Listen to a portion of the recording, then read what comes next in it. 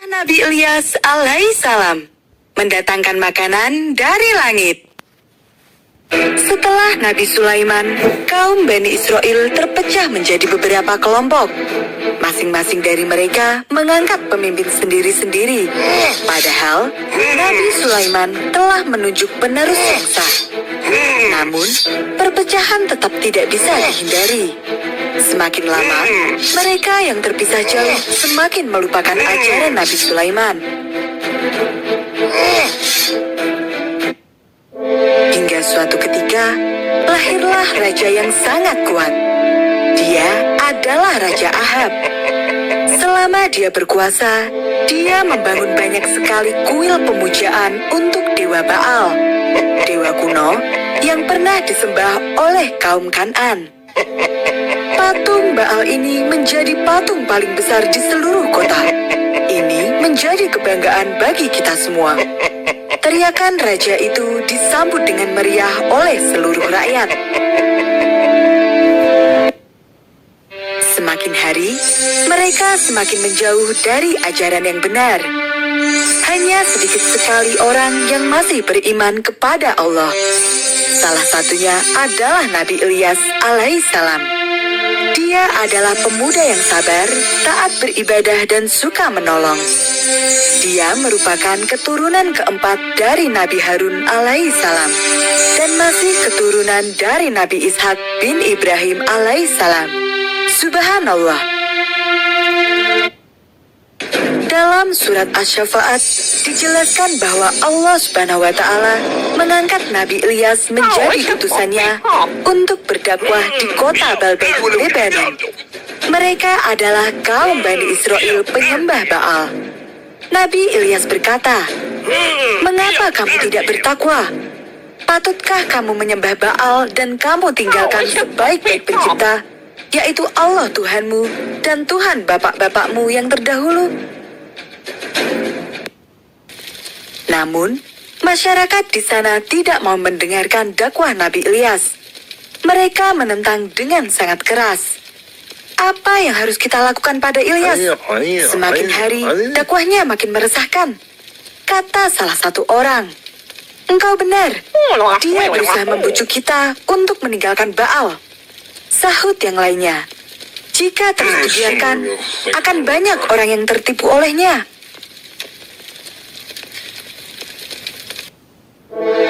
Meskipun banyak hambatan, Nabi Ilyas tetap sabar dan terus berdakwah, menyebarkan ajaran yang benar. Tidak hanya kepada rakyat Bani Israel, Nabi Ilyas juga menghadap kepada Raja Ahab dan menyerukan untuk meninggalkan berhala. Namun, seruan itu sama sekali tidak dihiraukan. Tuhanku Baal jauh lebih tua dibanding dengan ajaran yang engkau sebarkan, kata raja.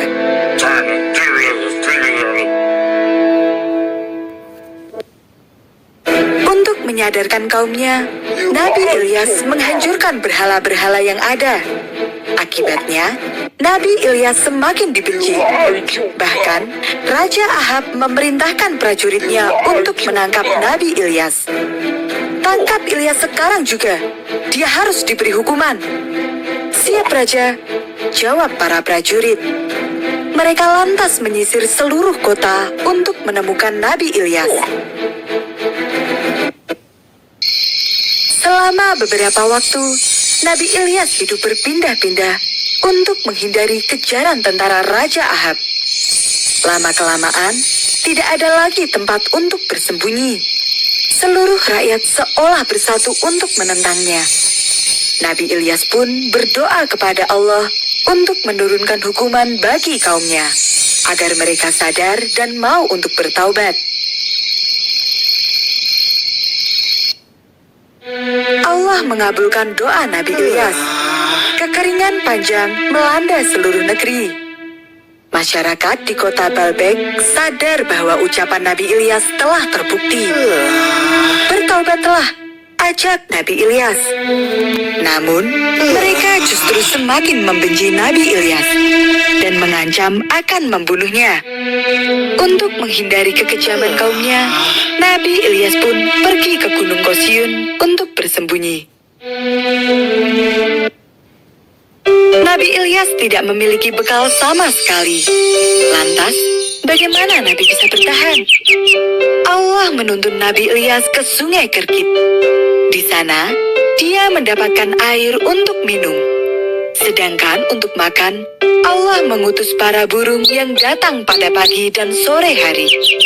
Para burung ini membawakan makanan untuk Nabi Ilyas. Sungguh karunia yang luar biasa.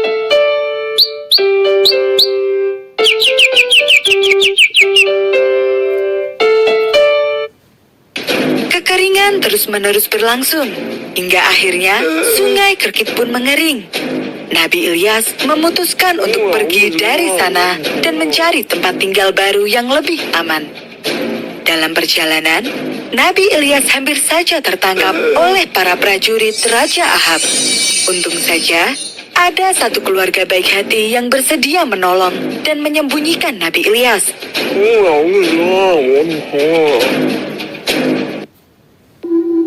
Maafkan kami yang tidak bisa menjamu dengan baik. Saat ini, kami tidak memiliki makanan yang cukup, kata tuan rumah. Nabi Ilyas kemudian berdoa kepada Allah Subhanahu wa Ta'ala untuk mencukupkan makanan mereka, dan Allah mengabulkannya. Dari rumah kecil itu tercium aroma makanan yang harum. Bahan makanan yang sedikit bisa berubah menjadi sangat banyak.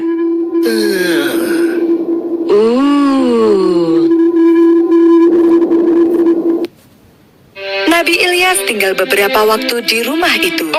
Sebagai balasan atas kebaikan hati mereka, Nabi Ilyas menyembuhkan anak mereka yang sakit parah. Bagaimana engkau bisa menyembuhkan putra kami dengan begitu mudah? Terima kasih ya Nabi Allah, seru sang tuan rumah. Anak yang disembuhkan itu adalah Nabi Ilyasa.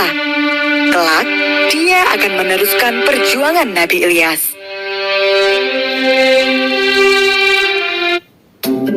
Nabi Ilyas terus-menerus berdakwah secara sembunyi-sembunyi. Jika keberadaannya mulai diketahui, dia akan pergi dari desa dan bersembunyi di sebuah gua. Begitu seterusnya selama bertahun-tahun. Sungguh perjuangan yang sangat berat. Namun, Nabi Ilyas selalu sabar. Iman dan takwanya tidak pernah berkurang.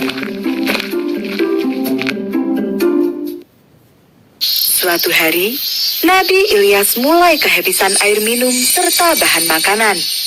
Ketika itu, dia melihat seorang wanita membawa air dan tepung. Nabi Ilyas pun meminta agar wanita itu bersedia membagi air dan makanannya. Ini adalah makanan dan minuman untuk anakku yang sedang sakit. Mungkin tidak akan cukup untukmu. Namun, jika engkau mau, mari ikut dengan saya. Jawab wanita tersebut.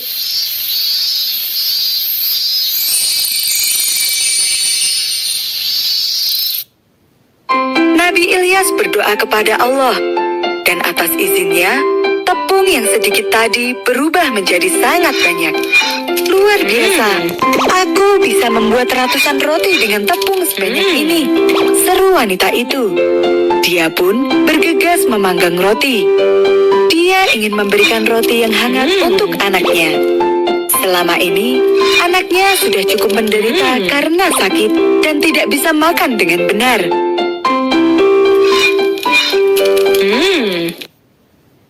Namun sebelum roti itu matang, sang anak telah meninggal.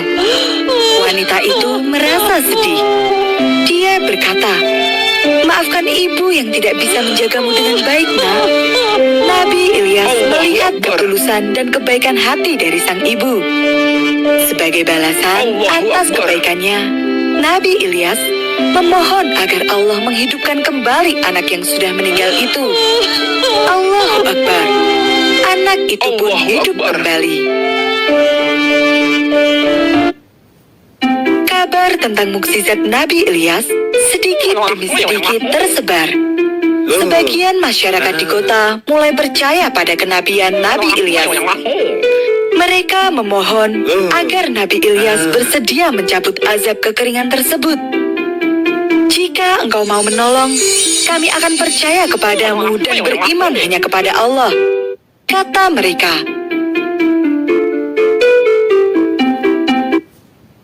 Atas seizin Allah, hujan pun turun. Sungai kembali mengalir dan tanah kembali subur. Ternak-ternak pun sudah mulai kembali sehat. Namun sayangnya, setelah kehidupan semakin membaik, masyarakat di kota itu kembali menyembah berhala. Mereka tidak lagi mau menyembah kepada Allah Subhanahu wa Ta'ala.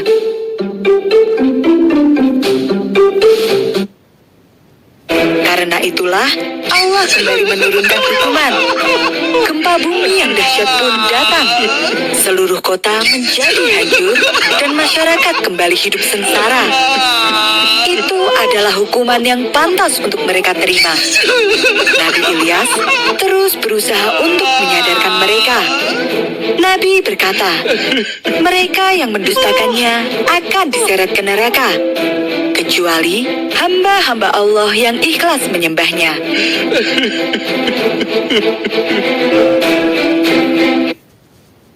Nabi Ilyas terus berdakwah untuk menyebarkan tauhid.